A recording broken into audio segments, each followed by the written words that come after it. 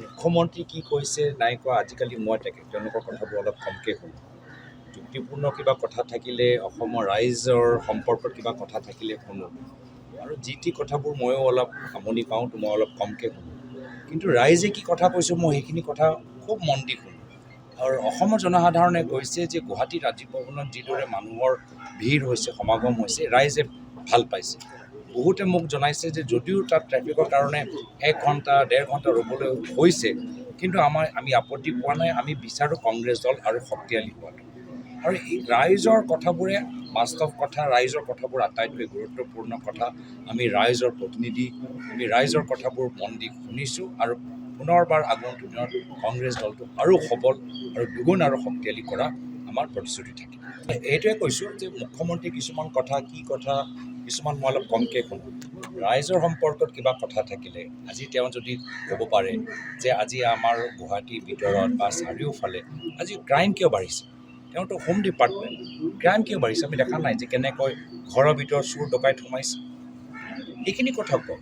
যদি মুখ্যমন্ত্ৰীয়ে কয় যে কেনেদৰে তেওঁ শিক্ষা ক্ষেত্ৰত আজি চৰকাৰী স্কুলবোৰ বন্ধ কৰি দিছে, সেই স্কুলবোৰ কেনেদৰে উন্নত কৰিব। বাগানৰ ভিতৰত যদি আমাৰ ল'ৰা ছোৱালীবোৰ আজি শিক্ষা পোৱা নাই, মডেল স্কুল আছে কিন্তু শিক্ষক নাই, হস্পিটেল আছে কিন্তু ডক্টৰ নাই, সেইখিনি কথা ক'লে মই খুব মন দি শুনো।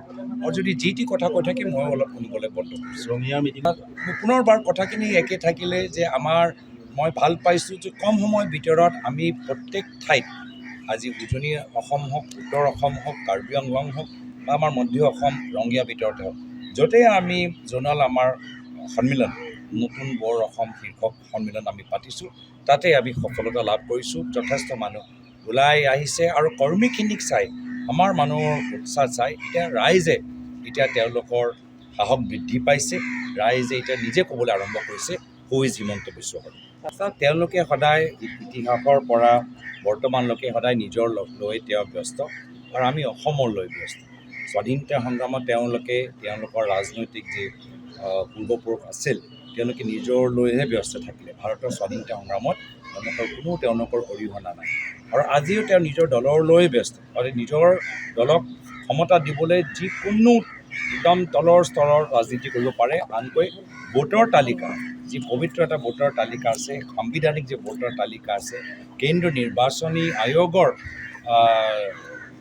নিৰ্দেশত ভোটাৰ তালিকা তৈয়াৰ হয়, সেই ভোটাৰ তালিকাও সতীয়াৰ দৰে তেওঁ ব্যৱহাৰ কৰে। আৰু আমাৰ উদ্দেশ্য হ'ল অসম।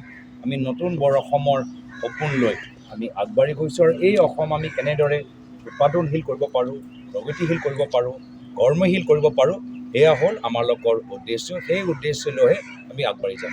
বিজেপি দলৰ ওচৰত যথেষ্ট পইচা থাকিবই, কয়লাৰ পইচা পায়, বালিৰ পইচা পায়, শিলৰ পইচা পায়, তেওঁলোকৰ আজি যে মাটি প্ৰিমিয়াম বঢ়াই দিছে, তেওঁলোকৰ লৈ সেই চৰকাৰী ধন তেওঁলোকৰ বৃদ্ধি পাইছে। মদৰ দোকান যে চাৰিওফালে খুলিছে, তাৰ পৰাও তেওঁলোকৰ কিছু কৰ পাইছে।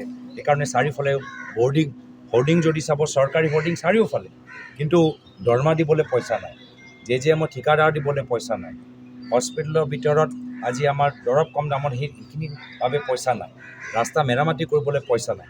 তো নিশ্চয় তেওঁলোকৰ ওচৰত পইচা আছে, দলত পইচা আছে, চৰকাৰে সেই পইচা আৰু ৰাইজৰ পৰা পইচা তুলি প্ৰাইডিছ কোম্পানীক চৰকাৰী ইস্তিহাৰৰ যোগেদি আৰু তেওঁলোকক ধনী কৰিবলৈ চেষ্টা কৰে। মুখ্যমন্ত্ৰী চৰকাৰী ধন লৈ নিজৰ পৰিবাৰক ধনী কৰিবলৈ চেষ্টা কৰে। তেওঁলোকে ধনটো বেয়া দৰে ব্যৱহাৰ কৰিছে, এইটো সকলোৱে জানে। থেংক ইউ, ধন্যবাদ, থেংক ইউ। যিকোনো খবৰৰ বাবে যোগাযোগ কৰক আমাৰ এই নম্বৰত 9181 307 221।